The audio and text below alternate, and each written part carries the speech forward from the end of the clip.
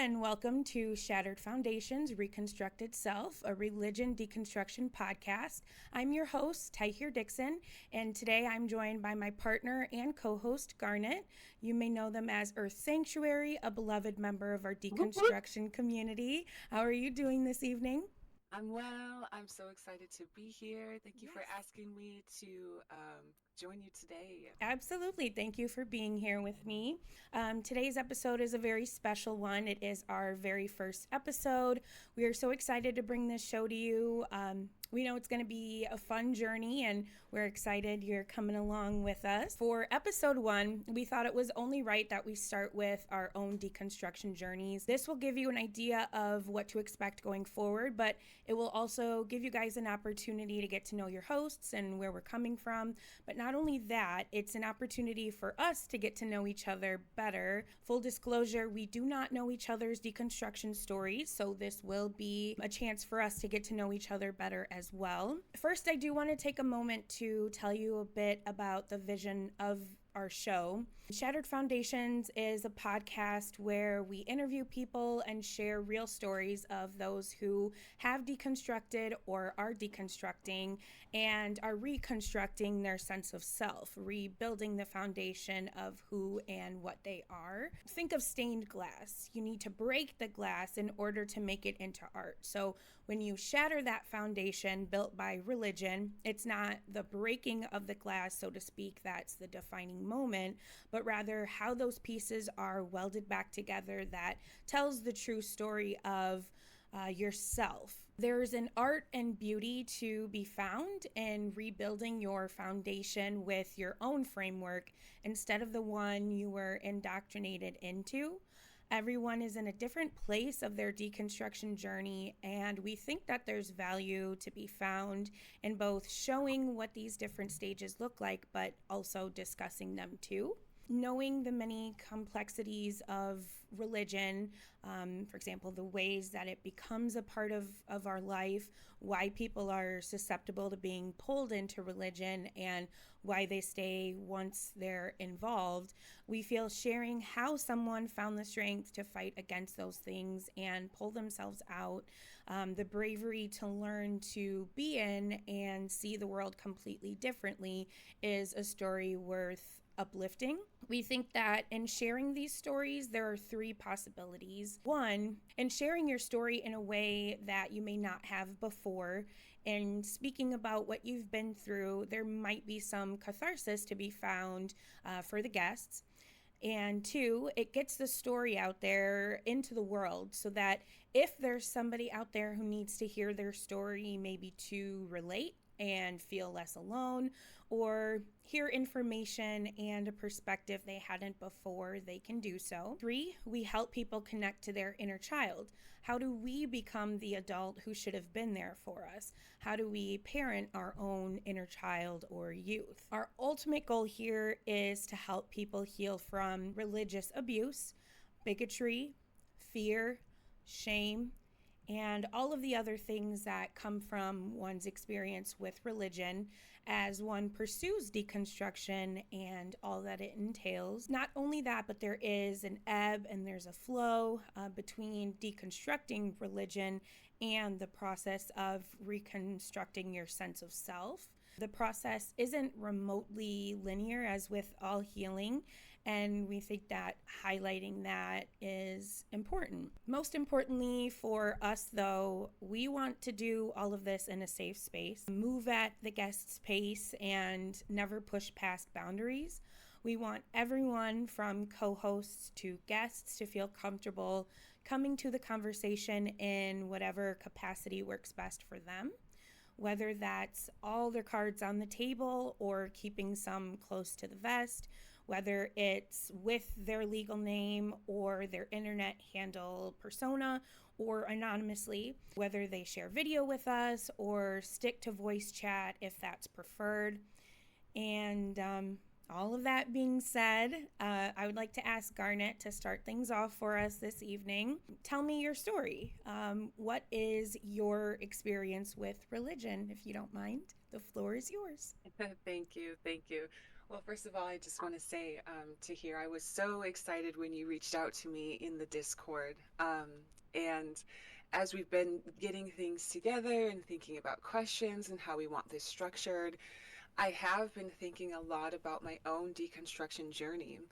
And for me, I've had several really profound moments, but the past few days, as I've been thinking through some of our questions and getting so excited for this, I've been really kind of struggling with, I don't really have a like singular one story. I have a lot of experiences that I can absolutely share, but I never really had a moment where it was like a singular light bulb turned on. And if you can almost imagine the way that day breaks, it's not like a proverbial light that's on or it's off. When the sun rises, right, and the light starts to, illuminate, after dark, you can kind of imagine the light just bit by bit, bit by bit, bit by bit, kind of, moves forward and darkness sort of recedes in a sense.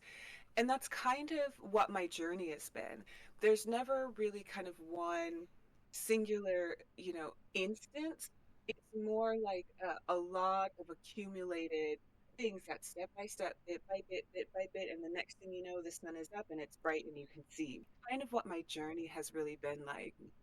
Now, I will say, I have absolutely had profound visceral, physiological experiences while in the church. I was raised primarily Christian, so I was indoctrinated at a very young age.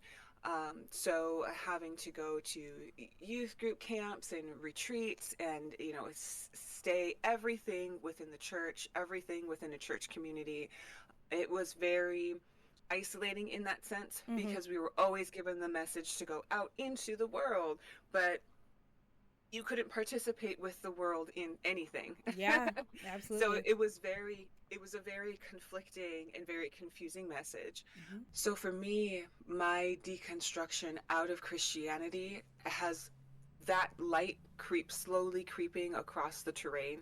That has looked like finding bits of my own compassion for other people and going through a phase where I was trying to justify the things I was reading in the Bible, and then I was trying to justify. Then I sort of switched into it more like Sadak Mac Biv Taj, that phrase of it. Mm-hmm. um, but in a sense, I had always kind of considered myself a Christian. I just felt like the church got it wrong. So I went from, believing in what the church told me, believing in what the Bible said, then sort of believing that the church's interpretation of the Bible was wrong because there are people that I cared about that I didn't want to see harmed, right? Mm-hmm. And then it went from um, moving away from the text and just leaning on the quote unquote personal relationship aspect. And then slowly that dissipated as well. And now I'm standing, under this midday sun of being a bit more, not a bit, a lot more aware Mm-hmm. of what have been the harms of this religious doctrine on the planet as a whole, but also what have been the harms to myself as a person, and how was I complicit in enacting those harms on other people, um, even if it was in the denial of experiences, even if it was in not being an authentic friend, not being an authentic person. There's always something that even if it's not intentionally malicious, there's always something nefarious about striking up friendships because you know that the thing that you're most interested in is trying to invite them to church and trying to Mm. invite them to a youth group function, right? Recruiting. And yeah, recruiting. Mm-hmm. Exactly. And so I wasn't taught how to be in authentic friendship with other people because it was always a one-way relationship that I have something that you don't have, are at risk of great harm for all of time and eternity if I don't give this to you somehow. Yeah. So I'm going to be the best version of this religion so that you will be most likely to receive what I have and what you don't have. And there's never any um, training or thought or development into allowing the other to reflect back to you, like, what is actually important to them. How do Yeah. they see the world? Mm-hmm. What matters to them, right? What are their traditions? What are their beliefs? So it's very much a one-way dynamic where we're always taught to be the leaders, never the followers, always the visionaries, never the people that are working under, but at the same time we're also the most oppressed. So it's a lot of conflicting messaging to have to work through. Yeah. And I went through a lot of mental health lows and highs, um, trying to reconcile the visceral physiological experiences I was having during certain parts of the religious ceremonies, but then also the loss that comes with not being able to go back to that. And something that really struck me, the more I deconstructed, the more I got into the world and talked to people and cared about people, but also the more experiences that I had with myself, the more experiences that I had in nature. I learned a lot of big mind-blowing lessons that there are a lot of things on about this planet, I'm talking about in humanity, but also out not in humanity. um, there are many things about this planet that just are not explained in this text. Mm-hmm. Yeah. And whatever we want to believe about the animal kingdom or trees or this sort of thing, there are just too many things about the way our planet works as a planet, but also the way that humans are, that just you can't always find those answers in the Bible. Mm-hmm. So I became increasingly frustrated with people with Christians, especially leadership, who I would come to with some very complex and non-complex, questions. Mm-hmm. Um, some of the things that I didn't think were complex was like slavery, the whole thing of Yeah. enslavement and human trafficking. How do I justify trying to recruit people? And this doctrine was used to enslave. As some of the more obvious ones. Yeah. And then other ones as well. As I am out in tribal communities amongst people with different interactions with the physical natural environment, and as they're sharing their experiences with me, as they're sharing their stories about their ancestors' experiences in the natural environment, as I'm having my own experiences in the natural environment, I quickly had to come to the conclusion that um, not everything is quote unquote of the devil. Mm-hmm. It's not this nice binary. Mm-hmm. It doesn't all just fit in these nice little boxes. So Yeah. what do I do with people that have these very real experiences, very real personal experiences with nature that technically aren't bad? They can't be attributed to the devil, but they also aren't attributed to God. So it's been a very kind of slow and long process, but once I got my bearings, I became able to run. Mm-hmm. And once I released that fear of um, eternal suffering, I feel like that is what really helped me grow the wings that I need to be the me, be the best version of me that I always wanted to be, even as a Christian. Mm-hmm. I always had a vision of myself in my mind's eye about the kind of person that I wanted to be. But I had to do a really huge internal shift where I had to realize that idealized self can only be actualized by me. Mm-hmm. Therefore, that idealized self needs to come from me. It cannot be something that comes from outside of me. Yeah. And the more I worked with that idea and the more I moved forward with my life operating from that framework, the more I had to confront a lot of my biases, confront a lot of the indoctrination. Um, but the more I was able to finally be able to trust myself and trust that what I'm doing here in my time on this planet, um, that is the most important thing to me, and that is okay. I don't have to keep following this carrot stick oasis mirage in the Mm-hmm. desert of some, eternal utopia that no one can ever really even prove exists. Yeah. So yeah, it's I'm really happy. That's the biggest marker of Good. my walk away from this religion, is that even through the ups and the downs, there are just too many things that I can't unknow and that I can't unsee. Yeah. And now it's landed me in a point where I feel an acceptance of my body, which is huge. Mm-hmm. I feel an acceptance of myself, my character as a person. Um, and I can look at myself, have these moments of self-reflection, because I have healthy relationships, I have healthy boundaries with Yeah. other people. I receive input from people who care about me that help my own character development. So there's that element of community that I'm able to foster, that I'm able to intentionally cultivate.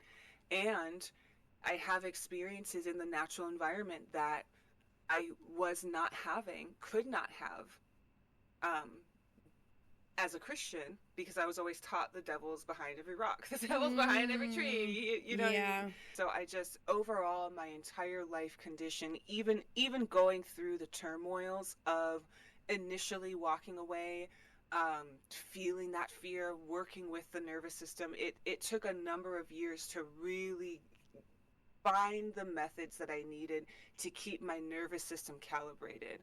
But once I found those tools that I needed to keep myself emotionally balanced, mentally stable, I could sort of create a life condition for myself that lent toward a cohesive sense of self, a genuine sense of self, and a grounded sense of self, that I am present here now. And sort of forge my own purpose through that, Mm-hmm. rather than some externalized predetermined free will Yeah. nonsense. Yeah. Yes. I do have a question though. If you feel comfortable sharing, what are some of these tools that you kind of picked up along the way that have been beneficial to you? mm.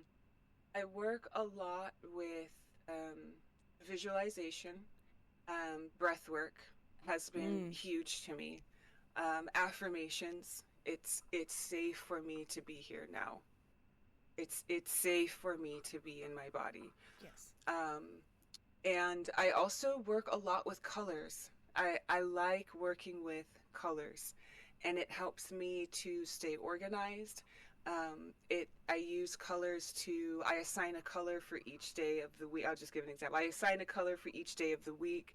So as I'm writing Oh. things down for my work day, I've got like my work log of things.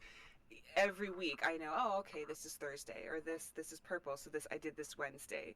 It I like allows me to that. notice trends in myself. Mm-hmm. Yeah, Mm-hmm. it's fun. It's fun because I get to play with the rainbow. I get to play with the Yeah. spectrum of light, in a sense, Mm-hmm. but it's a focused application. And I can have periods where I review myself.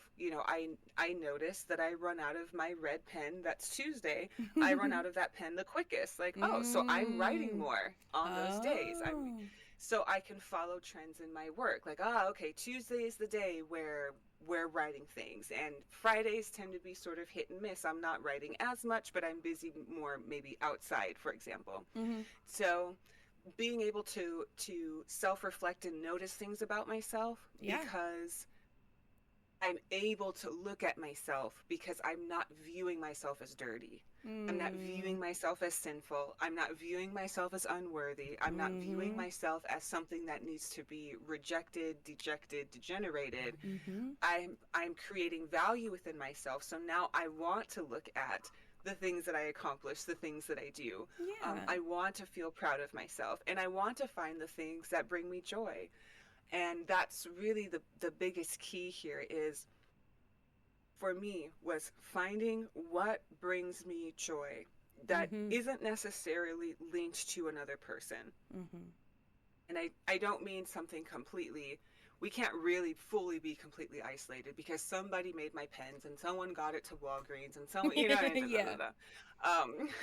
so I just mean more in the sense that those times that I can take by myself, where am I the most happy? Where am I in that mode where my nervous system is calm, my body language, I'm relaxed, um, my breathing is consistent, it's deep, I feel good, I feel Mm-hmm. happy. Where am I finding those moments where I'm really sort of anchoring in time to have a calibrated nervous system and leaning more into those times of creating that peace so that as I come across challenges, as I come across difficulties, my neural pathways already remember, I know how to get back into recalibration. I know how to get back into balance, Mm-hmm. versus crashing out in a live debate somewhere. Right, right. So Becoming someone yeah, else's yeah, problem. Yeah.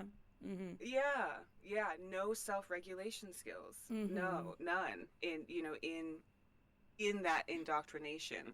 But as you become more self-aware, you're really forced to take responsibility to identify what are your own triggers, but also to identify what things make you happy, what things revitalizes your senses, Yeah. and really, run with those as ways to help your nervous system find that find that homeostasis and not be so stressed out in survival mode all the time. Mm-hmm. Yep. Because if we talk about nervous system, that might be something that people aren't necessarily super familiar with or aware of. So, do you feel like you are able to kind of define it a little bit? Sure. So I'll start with this.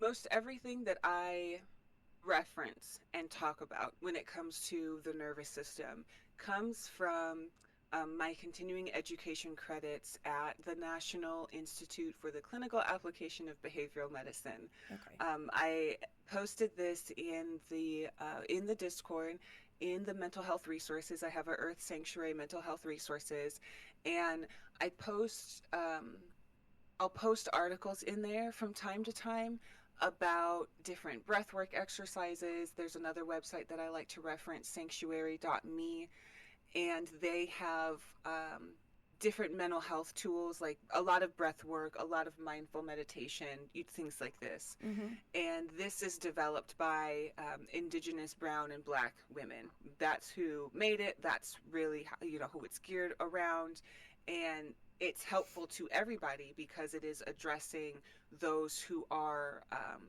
really at ground zero for global violence right now. Mm-hmm. So back to the National NIC Clinical Application of Behavioral Medicine, CABM. A lot of what I've learned about the neurobiology of trauma from this National Institute really is about nervous system regulation. So we have the brain, just kind of like the centralized hub, Mm-hmm. and you have your spinal column. And obviously, we have nerve endings that go out everywhere, but they all come back to the spinal column and up to the brain. So the nervous system really is our message board that informs us about what is danger. Mm-hmm. It's our sounding board to let us know something is wrong, either in our own body. I stubbed my toe, woo woo woo woo woo, like the brain's letting Mm-hmm. you know something's happening, it's happening, right? Address it, fix it, right? Mm-hmm. But it also is a system that is very perceptive to our external environment.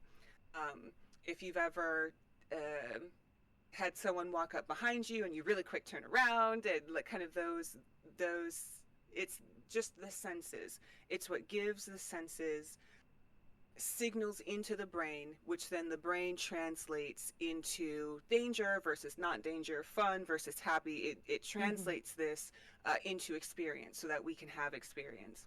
I was gonna say, so we kind of start with, like this nervous system that we have inherently, which, may or may not be different from one person to the next.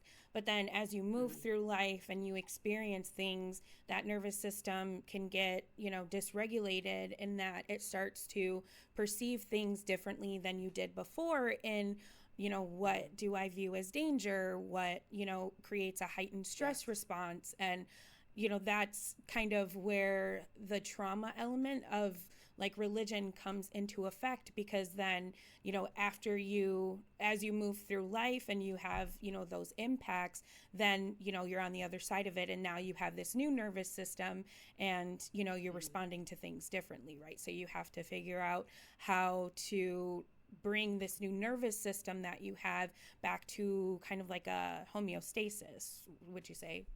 Yes. Yeah, very good. Excellent.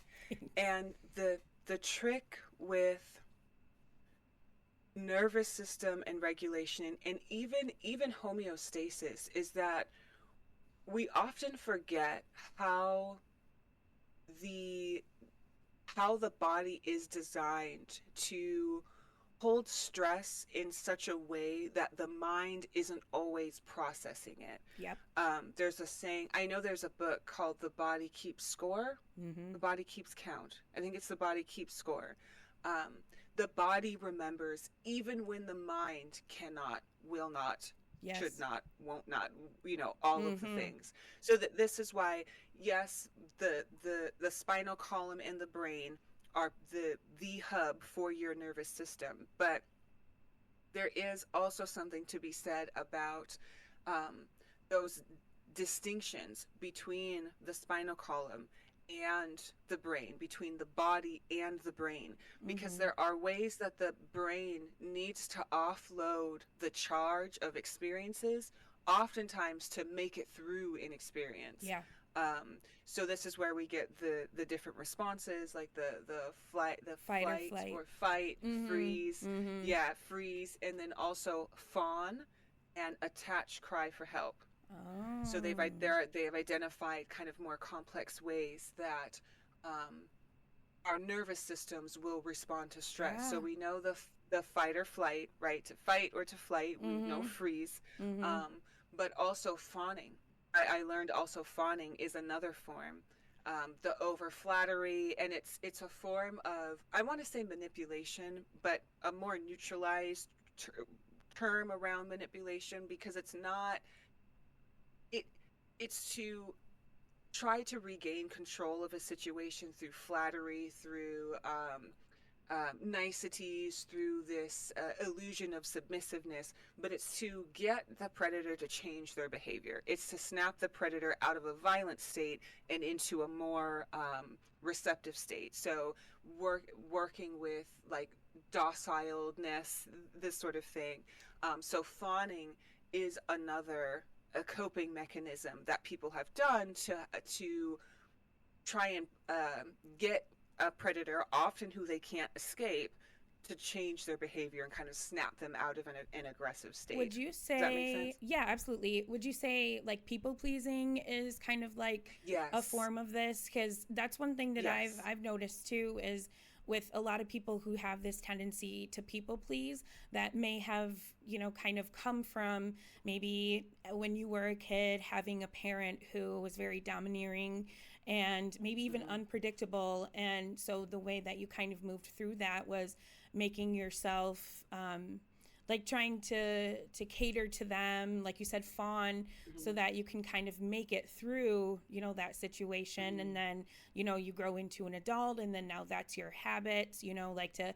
identify, this quote unquote danger, so to speak, and then, maneuver forward, to make sure that you feel safe, and that, you're not Mm-hmm. gonna end up in situations you're uncomfortable with, by, Mm-hmm. maybe catering to other people. But the problem is, so often you're so busy catering to everyone around you to try to feel safe, that you neglect yourself. So it causes harm Yes. in a different way.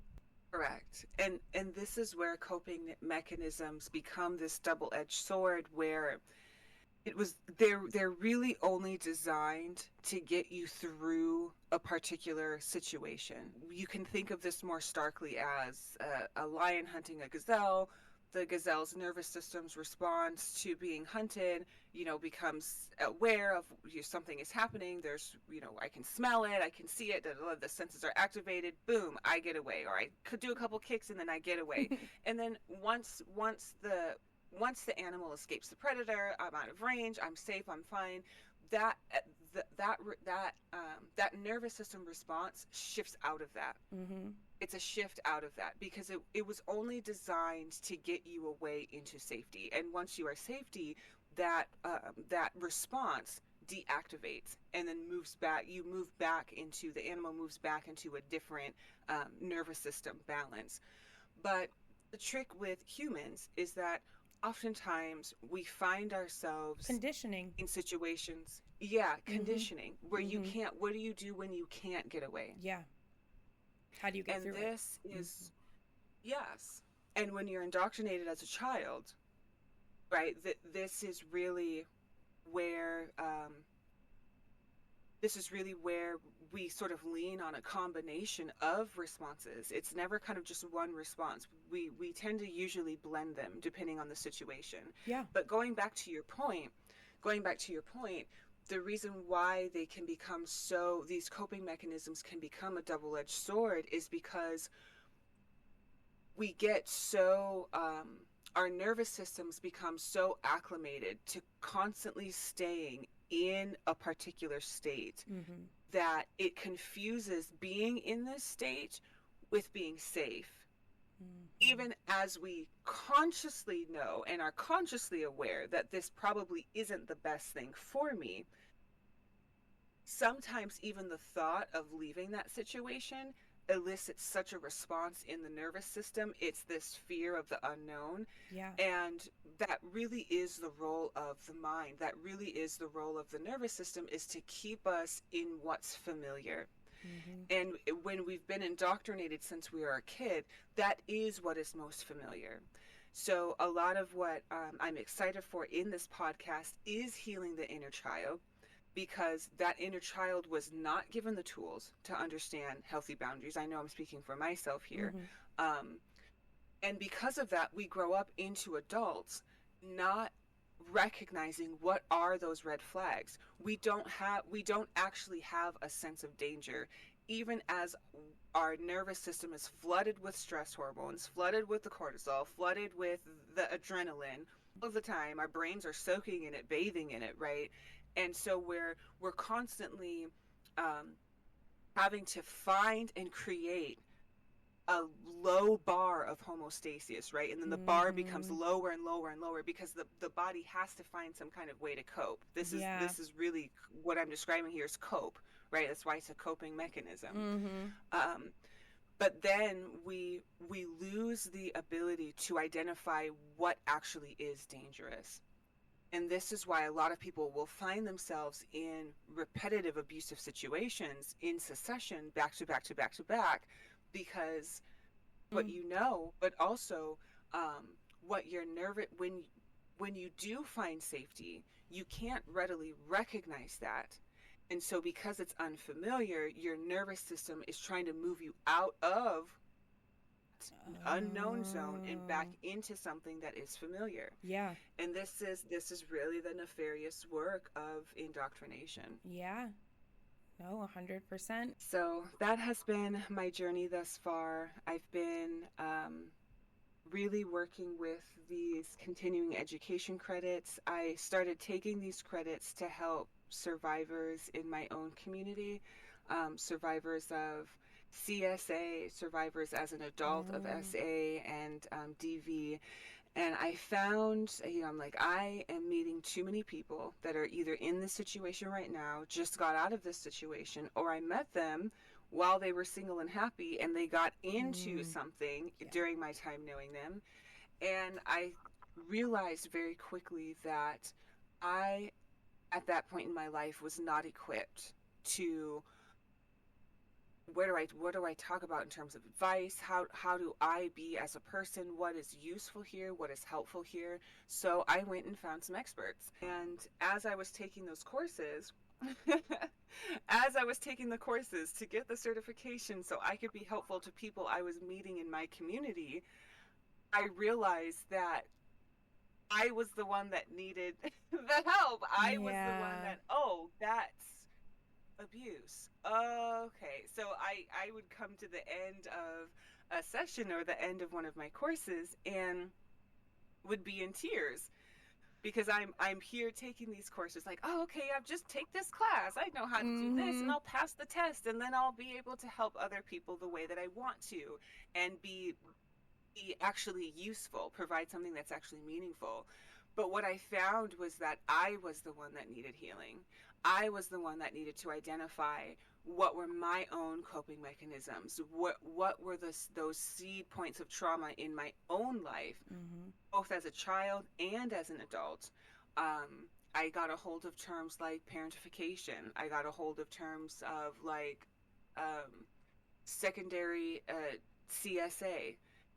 There's a term for children who they might not have been the one being abused, um, but they knew about it as a child. They knew a sibling was, or they knew a close relative of theirs was, and I didn't. I didn't know there was a name for people like me. It's called secondary trigger warning, secondary child sexual assault. Um, and the reason why we're secondary is because we are aware that the abuse is occurring. We knew something was happening at the time, but because we were also children, we didn't have the capacity. Like, how do we talk about it? Yeah. Where do we go? You know, what do we do? And that is its own form of trauma. That needs its own form of healing and time to repair and to recognize and to integrate with that experience. So I got I got a hold of a lot of ideas and concepts that were directly relevant to my own state, recognizing myself as being dysregulated when I thought I was doing pretty well, doing pretty Mm-hmm. good. I'm able to focus on other people, right? Get things done, throwing myself into work. I'm growing food, I'm growing soil, I'm spending more time outside, you know, loving my life, all of these sort of things. And then it just internally, a lot of stuff came up that I didn't recognize was harmful to Mm-hmm. me until I started to listen to experts that were talking about some of these extreme sort of cases. So uh, that was that was also a form of healing for me, was to learn about the brain, to learn about the neurobiology of trauma, like what is going on in the nervous system, Mm-hmm. and what do we do in those instances? What do we do in those cases? Yeah.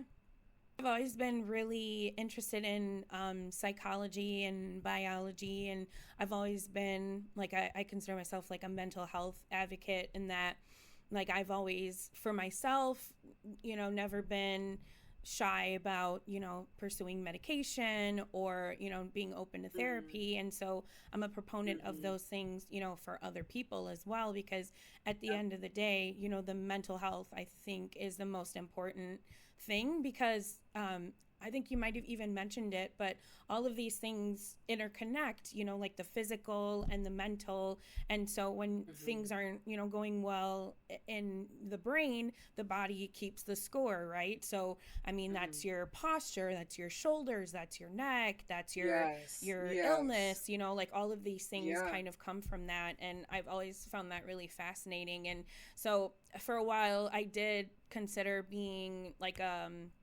therapist myself, or like a Mm, psychologist or something along those lines, a psychiatrist. And so I did take some psychology courses, and I think I found it really, really interesting, like how everything works, in the brain and the different parts of the brain, and all of that. But I definitely did learn, about myself as well in the process, mm-hmm. ways to identify things that, I didn't realize were a thing, like you said. And so I definitely, I feel where you're coming from. And I think that's also too, you can do a version of that through therapy, because that's what it is. It's identifying unhealthy behavior patterns, thought processes, putting a name to things, Yes. diagnoses. That's one of the big things for me that really changed my life was getting a diagnosis for what I had going on inside, because then once you have a Mm-hmm. name on it, you know how to deal with it and how to move forward. And I always Yeah. say, like, even if you don't think that you have anything going on, you feel like you're perfectly well adjusted, you're good to go. I don't think that you could ever be harmed from going to therapy.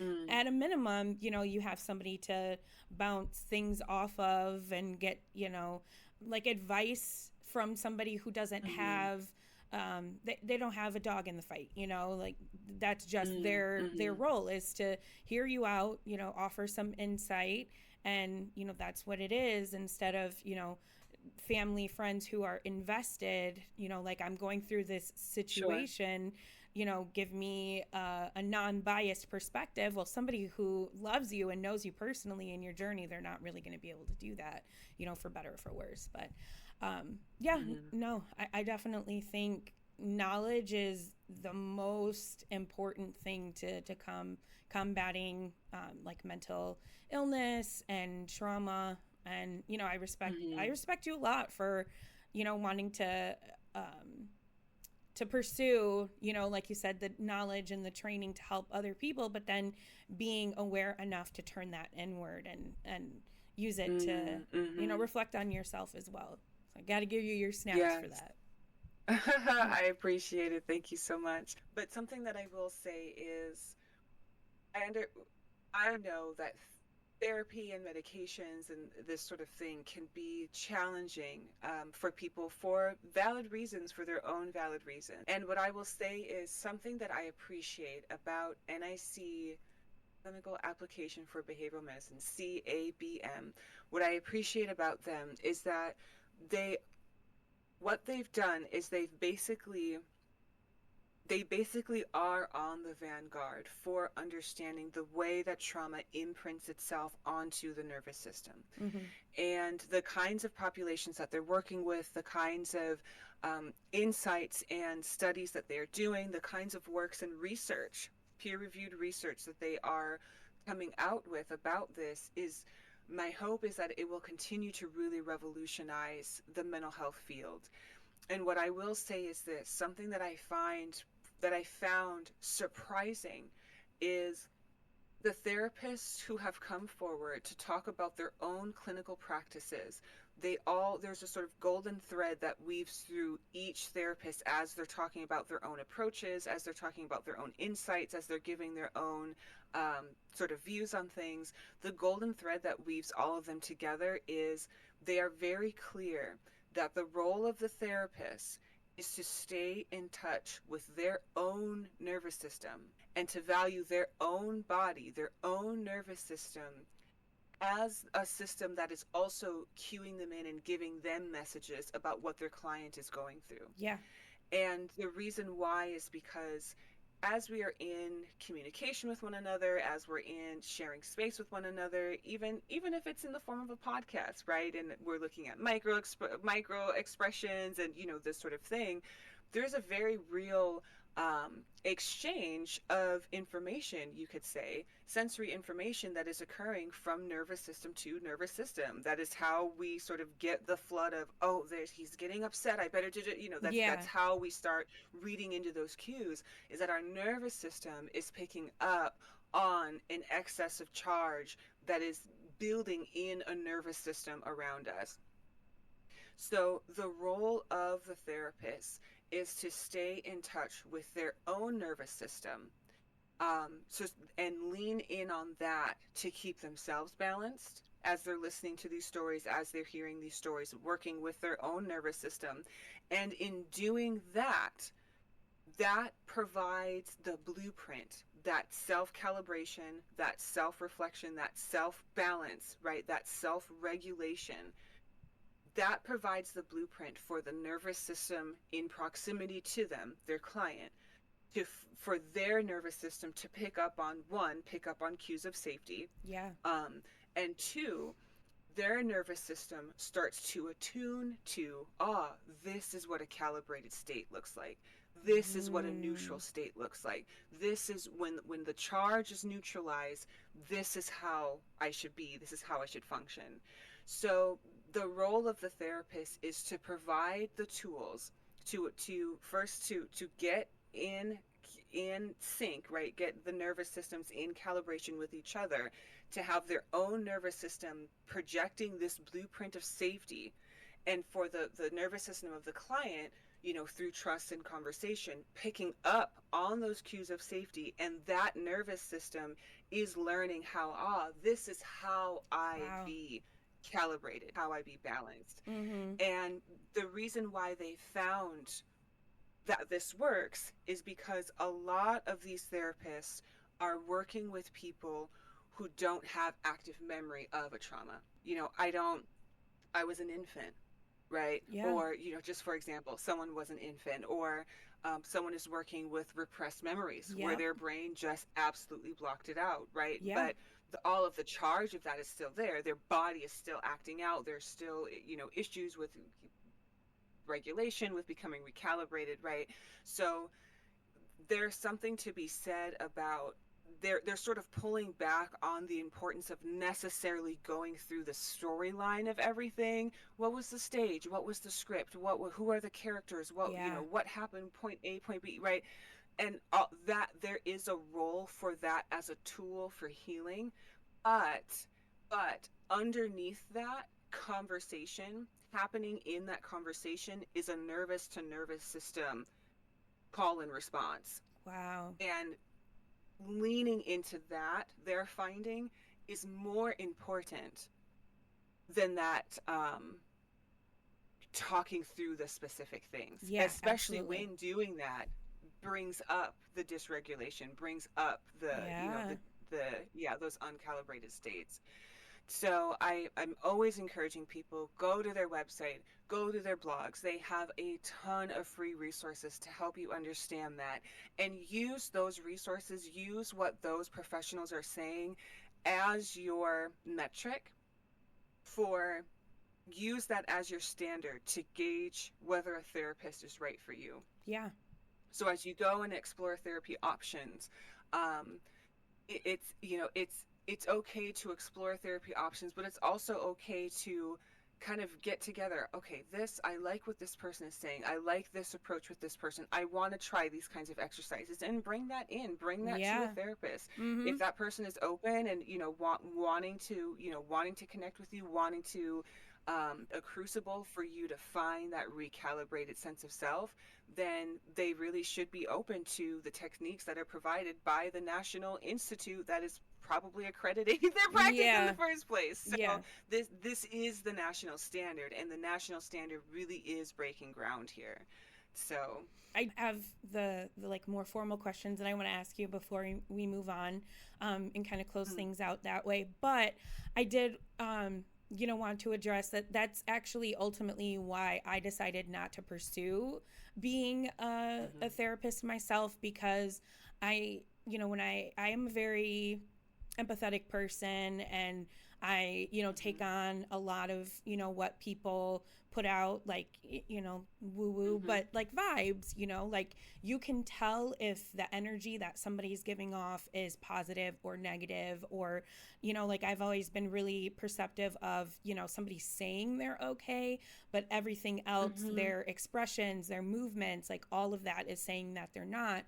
And so I just didn't feel like I was the kind of person who could, have these clients, sit down with them, go through these, stories, and, work with them, and then do it in, like you had kind of said, like make sure that my nervous system is calibrated and I'm yes. not taking all of this on. And then when I go Yep. home, am I able to put it down, or am I sitting and stewing Yeah. about what I've heard?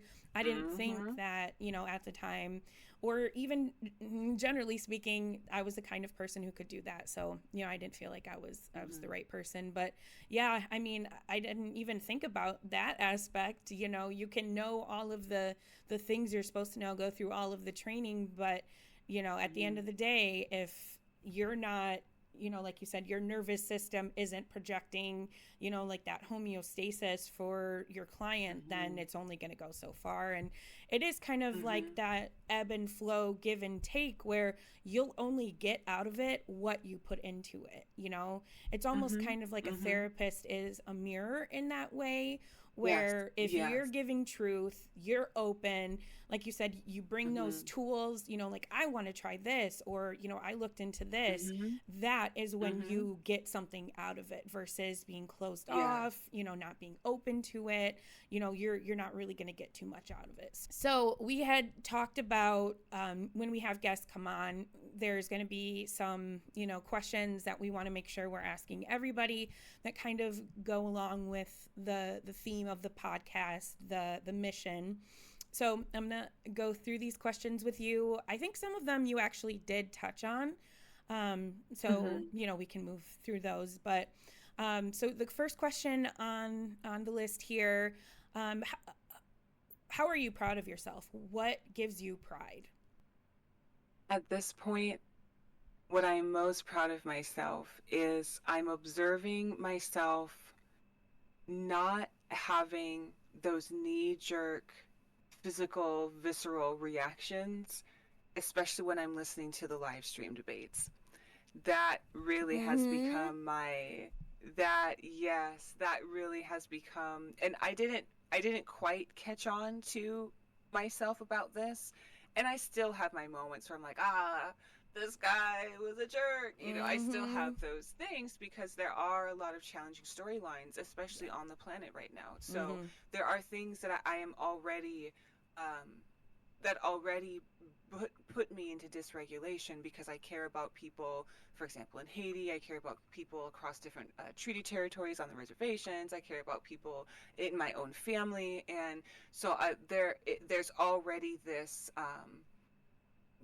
there's already a lot of chaos. So when I find those themes and I find those archetypes in the live stream, I'm finding myself responding to this person, but I'm able to sort of recognize that, so this trigger is the tip of an iceberg that is really lying outside of this live stream. This person is sort of representing what I already am dealing with before I even showed up. So I'm able to more quickly identify when I am becoming dysregulated. I'm able to right away grab my tools, the things that help me, my breathing exercises, my mental exercises, and a lot of that looks like just body relaxation, movement. If I need to stretch, sometimes turning my phone off, right? So I'm most proud of all of the tools that I have gathered that help me be the me that I know that I want to be in this world. So I am most proud of myself for bringing myself through this journey. I'm even proud of myself for the times when I was a Christian. The insights that I have from the belly of that beast, you can't get that from being outside of it. Right. And I'm not going to position one as better than the other. They're just different positions. There's a role that my position plays in deconstructing this religion, in deconstructing and bringing attention to the harms of this religion, really across the planet. So I'm most proud of myself for surviving. A lot of people don't make it out with their life. Some people live and die, and still, some people don't make it out. And I'm proud of myself for coming into myself in a way that I was never allowed to as a Christian. Again, I was, myself is bad and sinful and the flesh is weak and all of this sort of thing. But instead, it's safe for me to be here now in this body, in this lifetime. And that for me it just brings me so much relief, but empowerment at the same time. Like this relaxed activation. Yeah. I like that. That's a good word, empowerment. Because that's what they strip you of that, in the religion. You touched on it completely. Like boundaries are open. being lectured and talked down to, and always working for approval and salvation, and nothing's ever good Mm, enough, um, being able to step away from that, empowerment is the big thing. Yeah, like you said. mhm, And also, too, you had touched on, engaging in like the live debate stuff, but doing it in a way that's healthy. And I kind of had the same journey in that, like at first, you're listening to what's happening, but then you also have the chats and you have, people saying things in the chats. And I yeah. used to freely interact that way. But then I started to Mhm, feel like that anger rising, that stress response mm, rising, getting worked up in a way that wasn't healthy for me. And so I don't really do it anymore. Like I'll minimally mhm, interact, mhm, but I just, A, from the point of like, this isn't healthy for me, I can feel that. But mhm, also, mm, if our goal ultimately in the deconstruction movement, or at a minimum, the deconstruction junction, is, to help people escape and recognize the harm and the dangers and, all of that, then am I really working towards that goal if I'm responding to somebody out of anger? No, I don't think so. And so that's why I've kind of backed off, and, I'm going to leave it to the professionals, so to speak, the people who can mhm. do it in a way that's productive and that's not Yeah. harmful, for the other Mhm. person. And whether it works or doesn't work, at least I'm doing the right thing. So that's another thing. I Yeah. Yep. totally feel you on that. What do you want to learn going forward? Ooh, I really want to keep on this journey with my continuing education credits. Um, I will say, I do want to learn a bit more about the original manuscripts as someone who, as someone who is connected to tribal members, and as someone who was raised in proximity to tribal communities.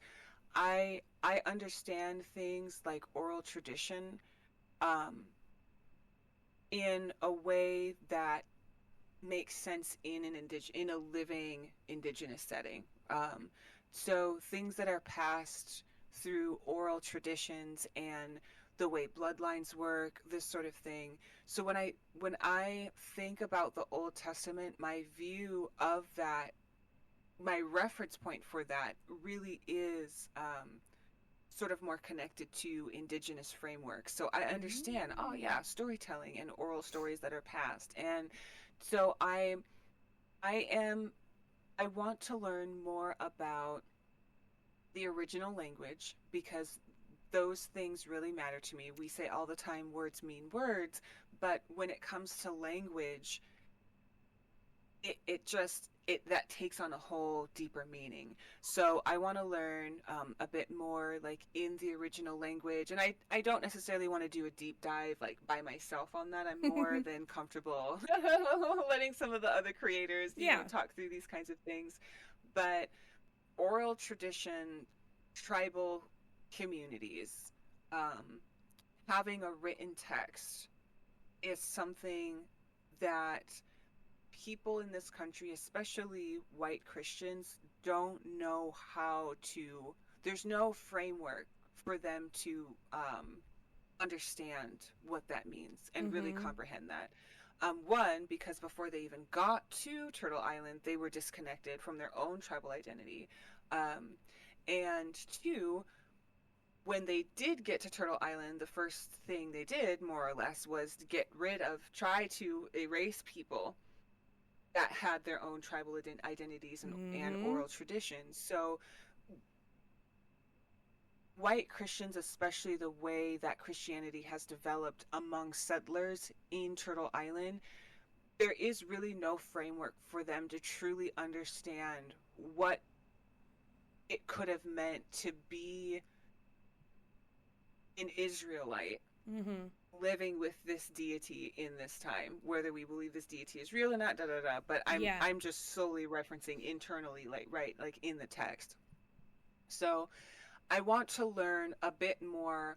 I'm exploring right now these sort of crossovers between cultural appropriation of indigenous identities. And I Mm-hmm. see that a lot with YT Christians, especially the way that they will appropriate things like the Passover and, the unleavened bread and all of the, and like blowing, we used to like blow Mm-hmm. the ram's horn, Mm-hmm. and all these sort of, I don't want to call them weird things because I know that they were pulled from very real, traditions, Practices. Yeah. are out of context. They weren't for us. And so I want to learn a bit more how deconstructing Christianity, especially, inevitably you will need to get to this root of anti-indigeneity, Yeah. anti-nativeness.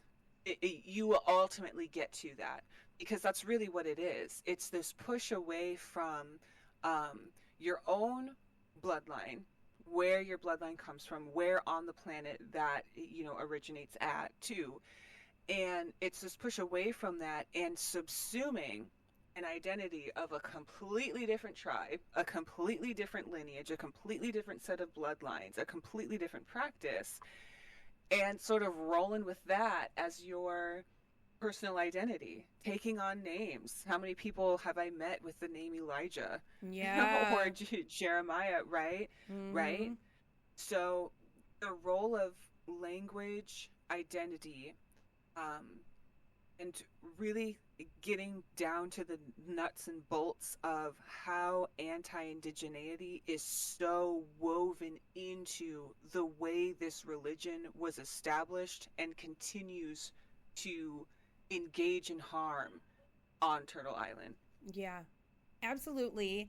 And but you could, even if we're looking at it from like the Christianity standpoint, you kind of, touched on the appropriation, because isn't that ultimately what Christianity is?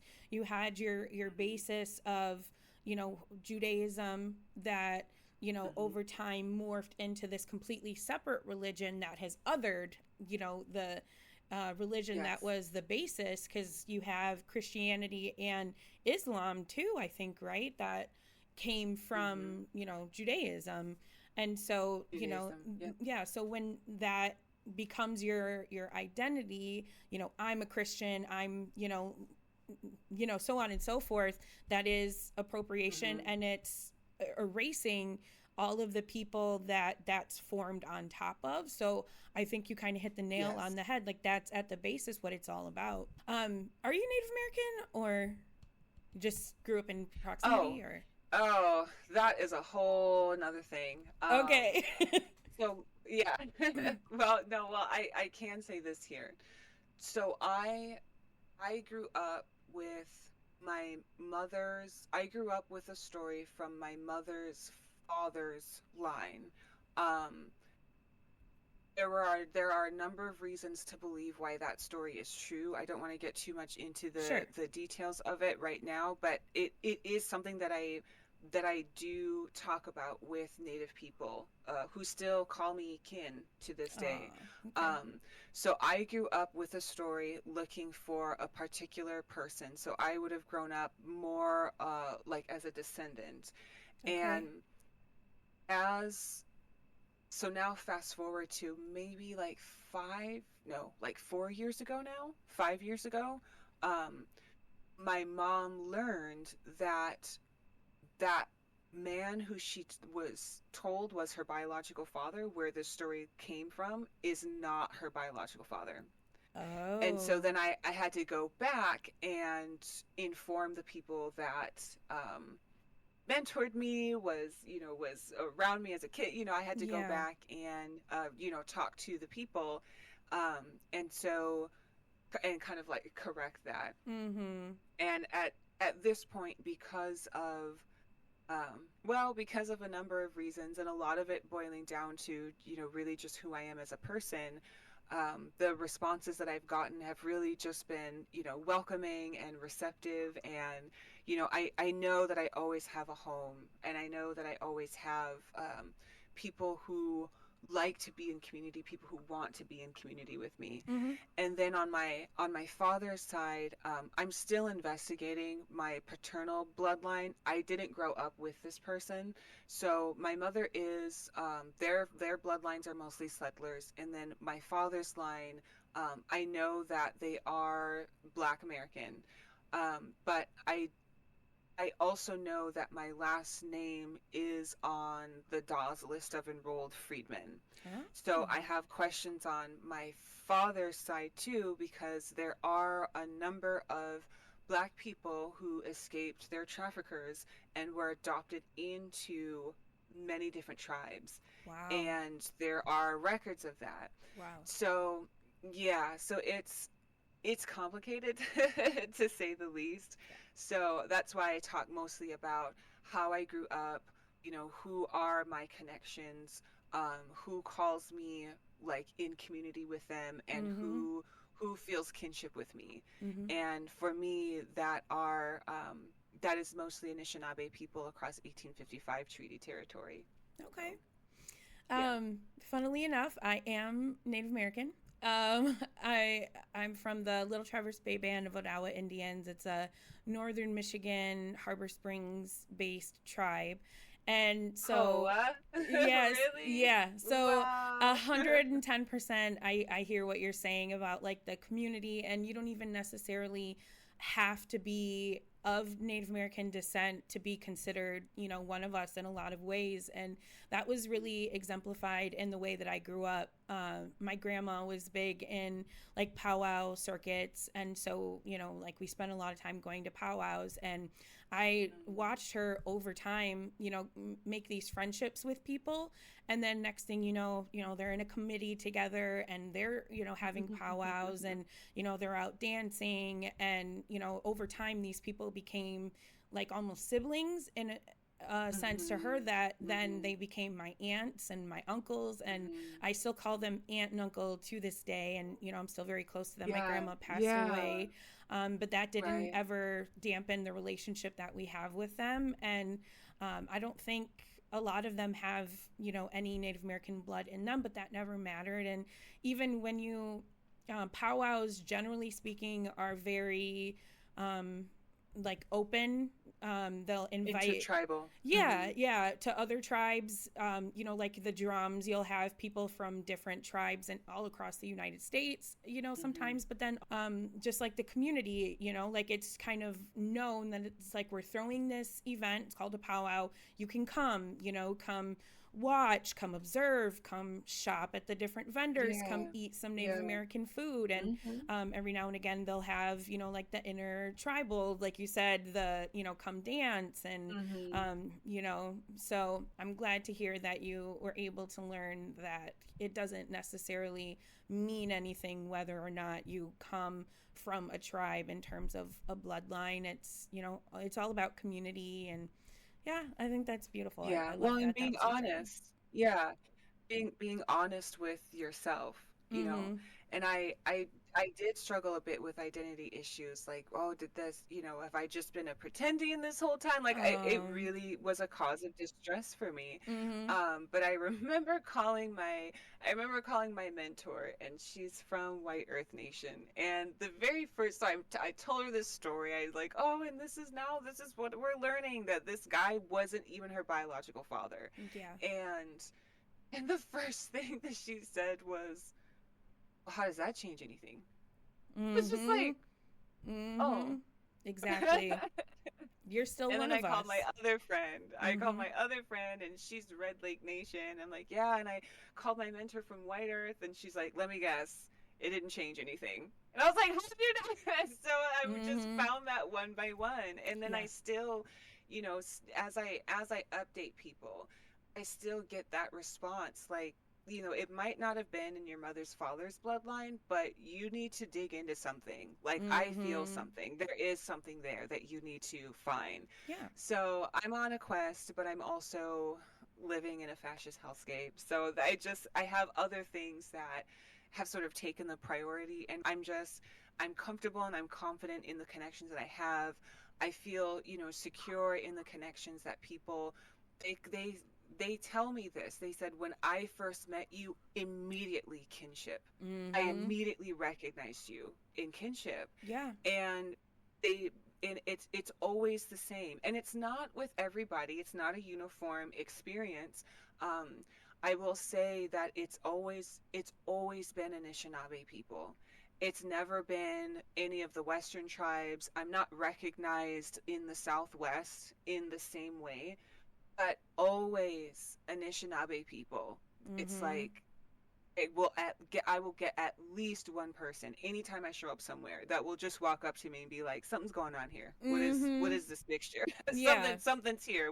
And they'll stop and talk to me, Mm-hmm. and I will tell them the oral story that I have, or now the corrected version, and they I get the same feedback. Well, that's only one thread. You got three others that you got to that you Yeah. got to chase down. Yeah. So yeah, yeah, And it's been a really rewarding, surprisingly rewarding experience. working towards empowerment, like you said, being Mm, empowered to mm, have kinship, even if you don't feel like it's warranted or you don't know.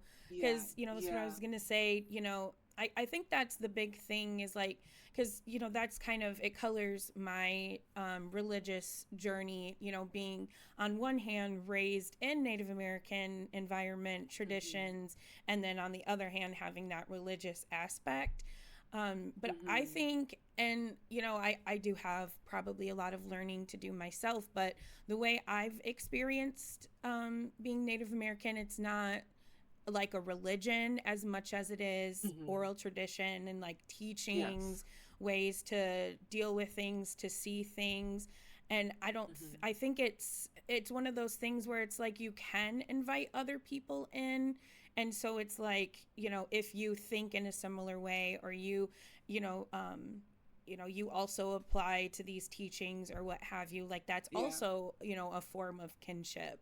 And I think Mhm. that also is Yeah. kind of like calls back to what I experienced with my aunts and uncles that I accumulated over time through my grandma. You have, it's like the whole chosen family thing. Like, we're not related by Yes. blood, but you're just as real of a family member to me as someone else. So Yeah. but Yep. yeah, so that's, Yep. I don't see it as a religion per se, just, No, it's not. practice. It's a, It's like, not. and I think Mhm. that to me is manifested in like who I am now, like my love of nature, my respect for nature. Sometimes I can tell, like, I just need to go be in some sunlight, just appreciate Yeah. this sunlight, the way that it feels, but also it's good for Yes. you, Yeah. physically. Yeah. And like the whole grounding idea of like our body knows somehow, like there's some kind of connection between putting your bare feet in the earth and how Mhm. that can affect you. So sometimes I'll just go outside barefoot and just stand, just have that Mhm. Yeah. connection. And I think that's Yeah. one of the biggest things that I've taken from being raised Native American. But a little Yeah. bit of Yes. a Wow. side quest. Thank you for Yeah, sharing. Wow. I had no absolutely. idea. Yeah, so it's cool. We Wow. just keep, Cool. learning more and more about each other in the ways that we're familiar. So moving through the list here, Yeah. what is your passion? What activates you? So, I have different ranges of that, as we all do. So Sure. I love art stuff. I like to paint. I like to make things. I like to grow herbal gardens and make my own teas. I'll make like a chamomile blend, Mm. and I like to make things to send to people, care packages. So I'll Oh, grow the tea, harvest it, make the little bags, and then I'll make little paintings on things, and then, I love send it that. with, yeah, That's I awesome. I like to make things for other people. I like to cool journals that I find like, oh, so and so would really like this journal, Aw. and writing some inspirational things throughout some of the pages, right? And then sending them the rest of the journal to, receive my thoughts and my I affirmations. love And that. I like making things to send to other people. That I get just really happy just even talking about it. Okay. And Well, a bit more on a, mhm. I was gonna say you can put my name on one, but go ahead. I got you, I got you.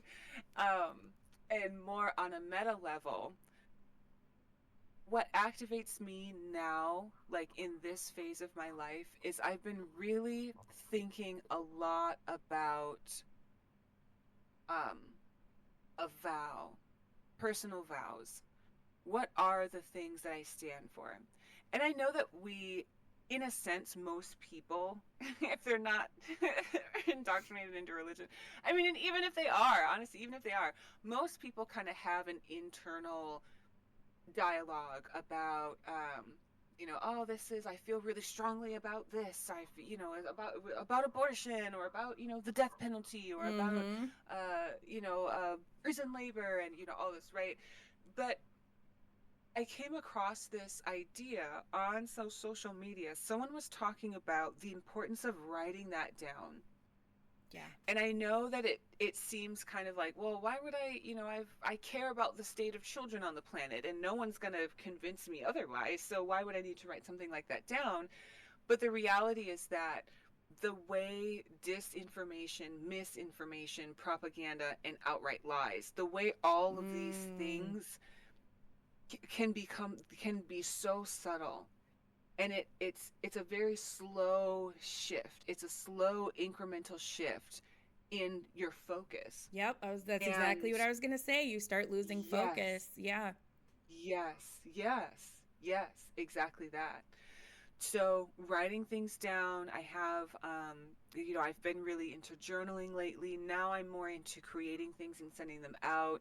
Um, but what is my vow and really my purpose? And I've been really in these past few weeks have sort of come to solidify, kind of just in broad strokes. um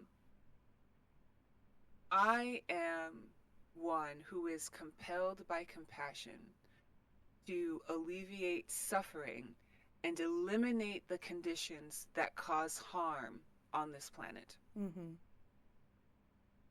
and really working with, what does that look like in my day-to-day life? And so every interaction, I find myself coming back to this idea: what brings healing?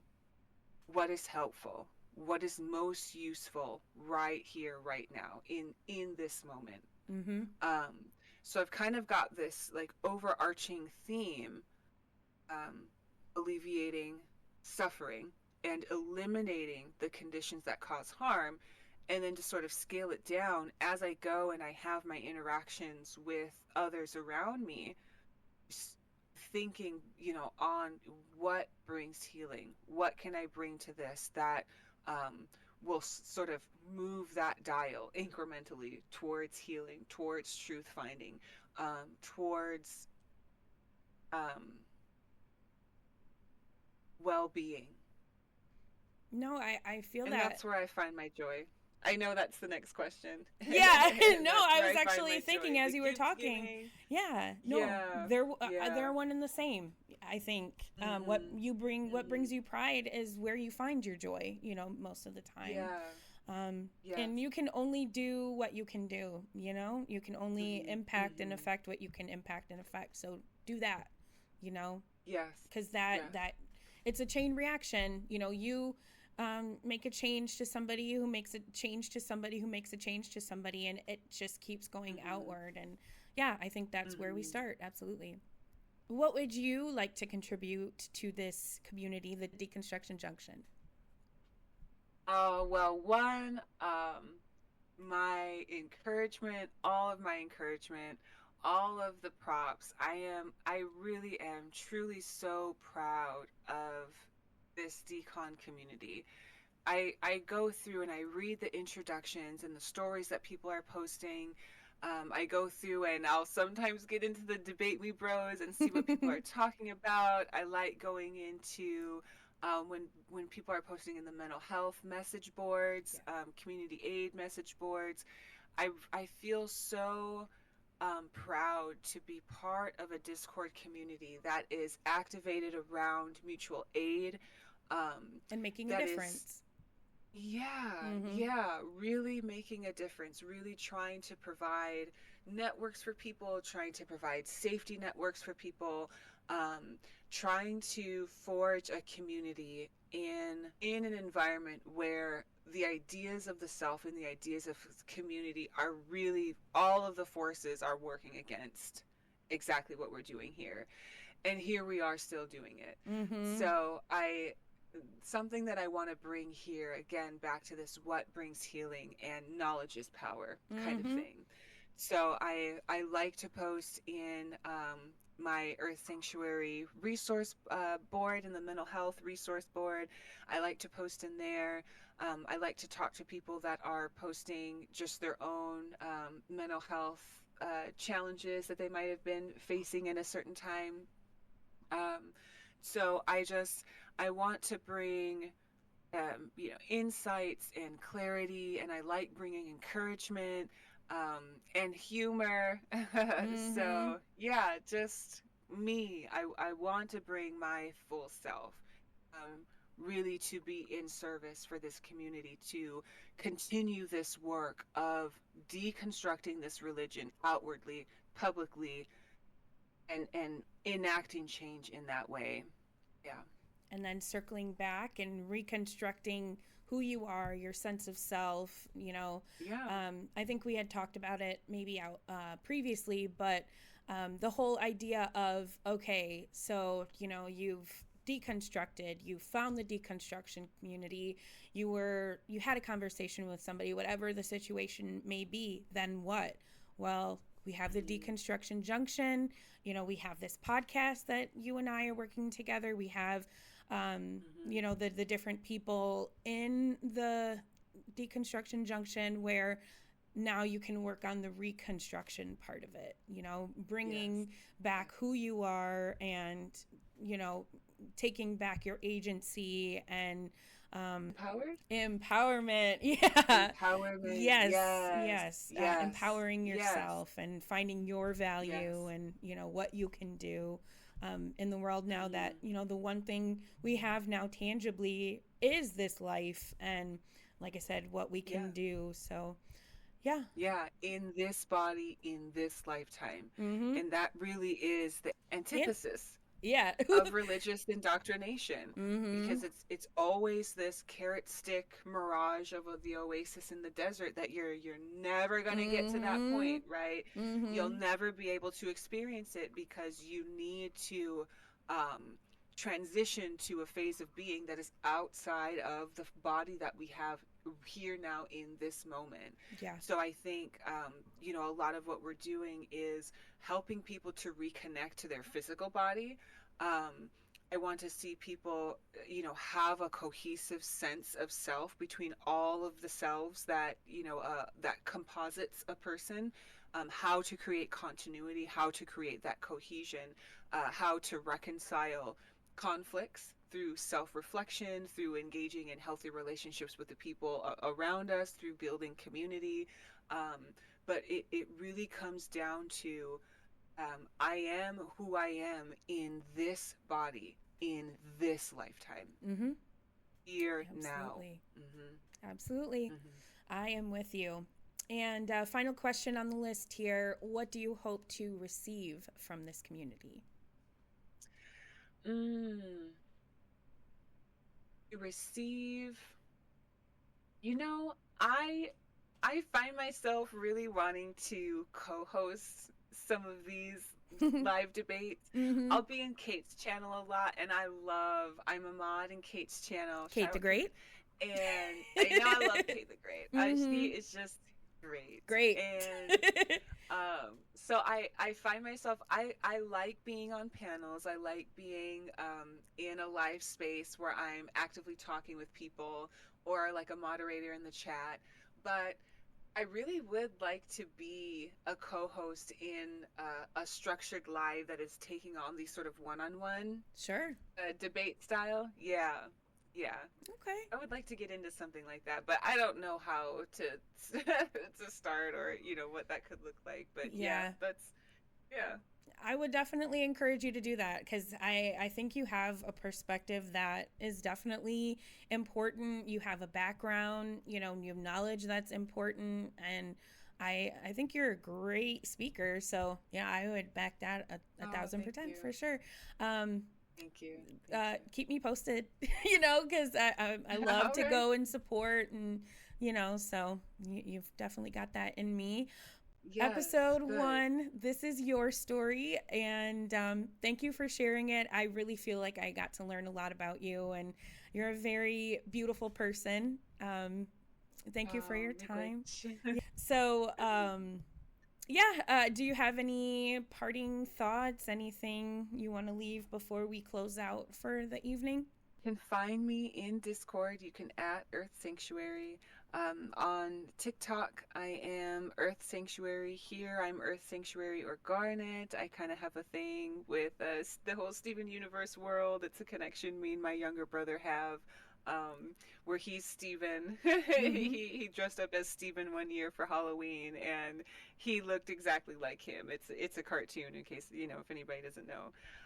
So that's kind of where my persona and my character comes from. And I also write on Substack. So I do want to be talking more about that where I can, when I can. So yeah, you can find me on Discord, find me on TikTok, find me on Substack.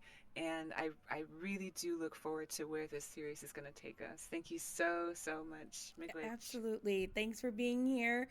Links will be below. We'll be back probably next week with another episode that will be about my story. Thank you for being here. Thank you for watching, and we will catch you next time. Bye.